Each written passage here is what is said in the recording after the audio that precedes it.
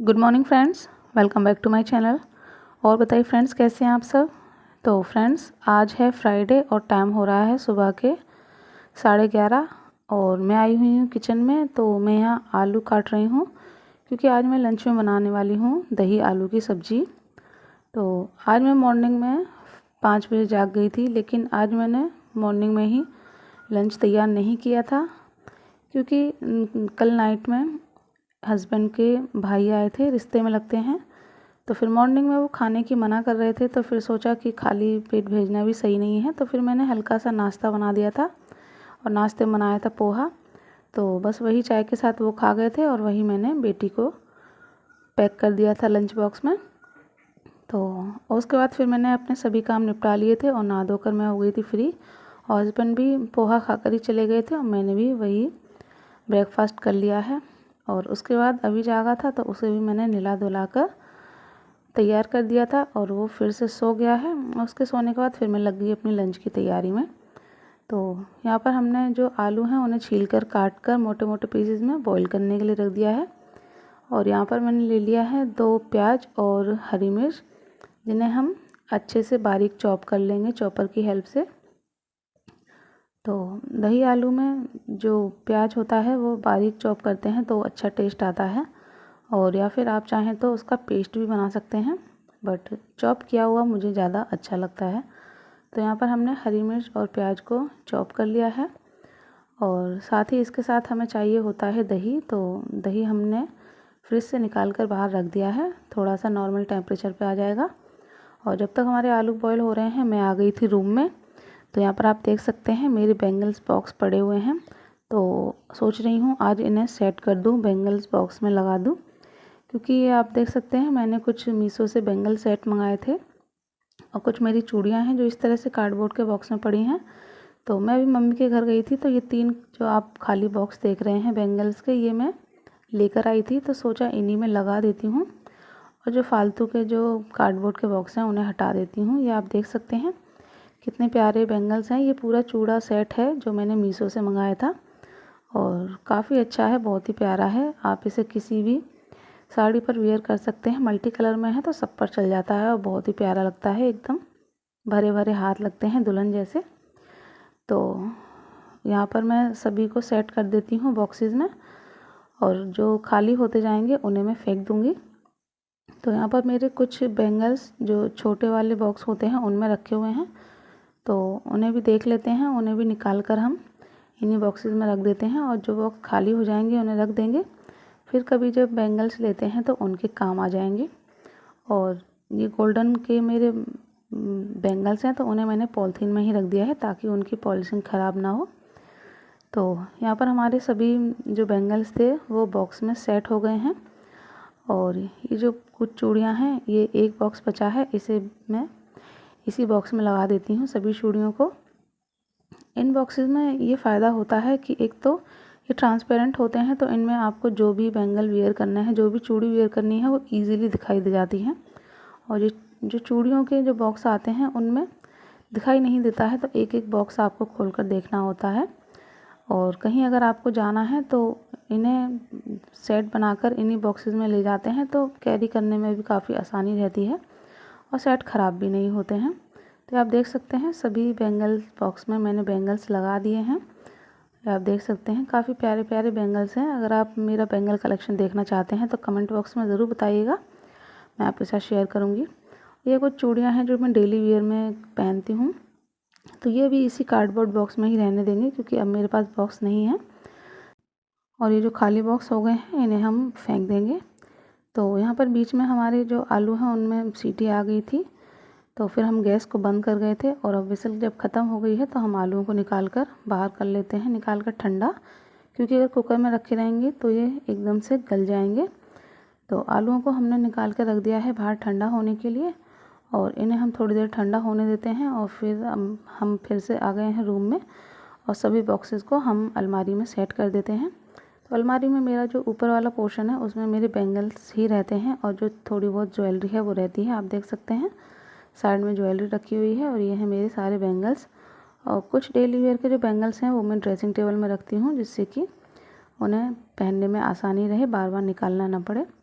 तो bangle box हमने set कर दिए हैं और अब मैं आ गई हूँ फिर से किचन में। आलू हमारे हो गए थे ठंडे, तो हमारा दही भी थोड़ा नॉर्मल टेम्परेचर पे आ गया था। तो अब हमने इसमें सभी सब्ज़ी मसाले डाल लिए हैं, क्योंकि जब हम दही में ही सब्ज़ी मसाले डालकर दही को अच्छे से फेंट लेते हैं तो दही के फटने के जो चांस होते हैं वो काफ़ी कम हो जाते हैं और ग्रेवी भी काफ़ी अच्छी बनकर एकदम तैयार होती है, स्मूथ।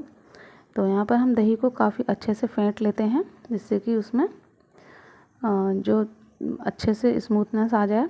तो यहाँ पर हमने गैस पर कढ़ाई रख दी है और उसमें ऑयल डाल लिया है। ऑयल को गर्म होने देते हैं और ऑयल गर्म होने के बाद हम उसमें डाल लेंगे ज़ीरा और ज़ीरे को चटकने देंगे। साथ में हम डाल देंगे हींग और अब हम उसमें डाल देंगे जो हमने हरी मिर्च और प्याज को फाइन चॉप किया था। और डालने के बाद इन्हें अच्छा सा गोल्डन ब्राउन होने तक फ्राई कर लेंगे। तो सभी चीज़ों को हमने डाल दिया है, अब इन्हें चलाते हुए फ्राई कर लेंगे। तो यहाँ पर आप देख सकते हैं हमने कितना फाइन चॉप किया है और ये है हमारा दही और मसालों का पेस्ट। तो यहाँ पर जो प्याज है वो अच्छे से फ्राई हो गई है। हमने दही मसालों का पेस्ट कढ़ाई में डाल दिया है और थोड़ा सा पानी निकाल कर डाल दिया है। उसको अच्छे से जब तक चलाते रहेंगे जब तक कि इसमें उबाल नहीं आ जाता, वरना दही फटने का डर रहता है। तो आप देख सकते हैं दही में उबाल आ गया है। अब हम इसमें डाल देंगे नमक और 3 से 4 मिनट के लिए इसको अच्छे से पका लेंगे, जब तक कि जो ऑयल है वो इससे अलग नहीं हो जाता और इसकी जो क्वांटिटी है थोड़ी कम नहीं हो जाती। आप देख सकते हैं ये अच्छे से पक चुका है और जो ऑयल है वो ऊपर आ गया है। अब हम इसमें डाल देंगे अपने बॉईल किए हुए आलू। तो आप देख सकते हैं कुछ इतने बड़े पीसेज में मैंने कट किए हैं। दही आलू में जो आलू हैं थोड़े बड़े पीसेज में ही अच्छे लगते हैं कटे हुए। तो सभी चीज़ों को मिक्स करने के बाद हमने कवर कर दिया है और उसको पकने देते हैं। साथ ही साथ हम अपना साइड में आटा गूँथ कर रख देते हैं। तो जब तक हमारी सब्ज़ी बनेगी जब तक हमारा आटा है सॉफ्ट हो जाएगा। और अभी मैं रोटियां नहीं बनाऊंगी, जब हस्बैंड आएंगे तब रोटियां बनाऊंगी। जब तक हम अपने कुछ काम कर लेंगे। तो यहाँ हमने सब्ज़ी भी चेक कर ली है। तो आप देख सकते हैं सब्ज़ी भी हमारी ऑलमोस्ट बनके तैयार हो गई है। तो बस अब हम इसको जो कस्तूरी मेथी है वो इसमें क्रश करके डाल देंगे। साथ में डाल देंगे थोड़ा सा गरम मसाला और सभी चीज़ों को अच्छे से मिक्स करके हम गैस को बंद कर देंगे। और अब हम आ गए हैं अपने रूम में। तो काफ़ी दिनों से सोच रही थी कि कॉलिन से एक बार सफाई कर दूं। डस्टिंग तो डेली हो ही जाती है जब झाड़ू पोंछा करते हैं तो, लेकिन इस तरह से डेली नहीं हो पाता है। तो काफ़ी गंदा सा हो गया था, धब्बे धब्बे से हो गए थे। और अभी मैं 1 महीने से घर पर यहाँ नहीं थी, घर पर गई हुई थी, तो इस वजह से फिर साफ़ सफाई नहीं हो पाई। तो काफ़ी दिनों सोच रही थी लेकिन टाइम नहीं मिल पा रहा था। तो फाइनली आज टाइम निकाल ही लिया। तो सोचते रहते हैं तो कोई काम नहीं हो पाता है, जब टाइम निकाल लेते हैं तो हो ही जाता है। तो यहाँ पर मैंने कॉलिन ले लिया है और एक साफ़ कपड़ा ले लिया है और उसकी हेल्प से हम सभी चीज़ों को अच्छे से साफ़ कर देंगे। तो यहाँ पर हमने बेड की अच्छे से कॉलिन से सफाई की है और वहाँ जो फ़ोटो फ्रेम लगे हुए थे उन्हें भी मैंने अच्छे से साफ़ कर दिया है। और सफाई के बाद आप देख सकते हैं एक अलग ही चमक आ गई है। कॉलिन से जब हल्का सा साफ़ कर देते हैं, थोड़ा सा हाथ मार देते हैं सभी चीज़ों पर, तो एक अच्छी सफाई तो हो ही जाती है, साथ ही साथ एक अलग ही चमक आ जाती है, जो कि आप देख ही सकते हैं, आपको दिख रहा होगा। तो इसी तरह से हम थोड़ा थोड़ा कॉलिन लेकर सभी चीज़ों को अच्छे से साफ़ कर देंगे। तो आप देख सकते हैं मैंने ड्रेसिंग टेबल भी साफ़ कर दिया है और जो बक्से रखे हुए थे मेरे उन पर भी थोड़ा हाथ मार दिया है।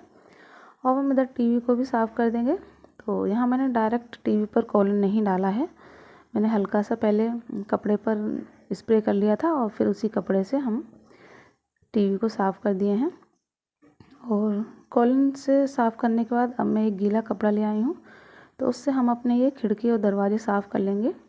इन्हें साफ़ किए हुए मुझे काफ़ी टाइम हो गया है। 1.5 महीना पहले जब अभी का बर्थडे था तब मैंने डीप क्लीनिंग की थी अच्छे से, और उसके बाद फिर मैं घर चली गई। तब से कई बार आंधी वगैरह आ गई हैं तो इन पर काफ़ी धूल मिट्टी छा गई थी जो मैं साफ़ नहीं कर पा रही थी। तो इसलिए आज गीले कपड़े से सभी चीज़ों को अच्छे से साफ़ कर देंगे, जिससे कि इनमें एक अच्छी सी शाइन आ जाएगी और ये साफ़ सुथरे लगेंगे। तो इसी तरह से जब हम अपने घर पे टाइम टाइम पर हाथ मारते रहते हैं, सफाई करते रहते हैं, तो जो हमारा घर है वो एकदम से चमकता रहता है और साफ़ सुथरा घर सभी को अच्छा लगता है। और फिर चाहे घर किराए का हो चाहे अपना, बस साफ़ सुथरा होना चाहिए। तो यहाँ पर आप देख सकते हैं मैं जब गेट साफ़ कर रही थी तो तभी यहाँ काफ़ी सारे बंदर आ गए थे। तो वो डर की वजह से मैंने एकदम गेट बंद कर दिया था। बस ये थोड़ा सा मैंने क्लिप ले लिया था आपको दिखाने के लिए। देख सकते हैं आप कितने बंदर आते हैं, लाइन लगाकर आ गए थे सारे। तो यहाँ पर हमारी गेट की भी सफाई हो गई थी और आप हमारी सब्ज़ी देख सकते हैं कितनी बढ़िया बन के तैयार हुई है, कितना बढ़िया कलर आया है और कितना बढ़िया टेक्सचर है। तो यहाँ हस्बैंड भी आ गए थे, तो अब हम फटाफट से रोटियाँ सेक लेते हैं। तो उससे पहले यहाँ मैंने खीरा लिया है और खीरा काट लूँगी। तो मैंने 2 खीरे लिए थे, तो एक खीरा तो सही निकला था, दूसरा खीरा मैंने टेस्ट किया तो वो इतना कड़वा था कि मुँह में भी नहीं लिया जा रहा था। तो पूरा खीरा बेकार था, तो पूरा खीरा मैंने फेंक दिया। तो यहाँ बस हस्बैंड के लिए मैंने खीरा काट दिया है और अब हम उनके लिए जल्दी से रोटियां निकाल देते हैं क्योंकि फिर वो जाएंगे ऑफिस। तो यहाँ पर हमारी आज अच्छे से सफाई हो गई है। काफ़ी दिनों से मैं सोच रही थी, फाइनली आज मेरा काम ख़त्म हो गया। तो इसी तरह से हमें हमेशा अपने घर पे हाथ मारते रहना चाहिए, हल्की हल्की सी सफाई करते रहना चाहिए, जिससे कि जो घर है वो साफ़ सुथरा बना रहता है, गंदा नहीं हो पाता है बहुत ज़्यादा। और जब कभी भी आप डीप क्लीनिंग करते हैं तो उसमें भी परेशानी नहीं आती है क्योंकि इतनी गंदगी होती ही नहीं है, तो दिक्कत भी नहीं आती है ज़्यादा। तो यहाँ पर आप देख सकते हैं हम रोटियां सेक देते हैं और रोटियां सेक कर उन्हें दे देते हैं। तो यहाँ पर हमने 2 रोटियां सेक दी हैं और अब मैं घी लगाकर उन्हें दे दूँगी और आधा घंटा बाद बेटी भी आ जाएगी, तो उसके लिए भी रोटियां सेक कर अभी रख दूँगी और अपने लिए भी सेक लूँगी। और जब आ जाएगी तब मैं उसी के साथ खा लूँगी। अभी मैं हस्बैंड को दे देती हूँ। तो यहाँ हमारी रोटियाँ सिक गई हैं, फटाफट से हस्बैंड को दे देते हैं। तो यही था मेरा आज का व्लॉग। आशा है आपको पसंद आया होगा। पसंद आया हो तो please like, share and subscribe. मिलेंगे नेक्स्ट वीडियो में, तब तक के लिए till then bye bye, take care.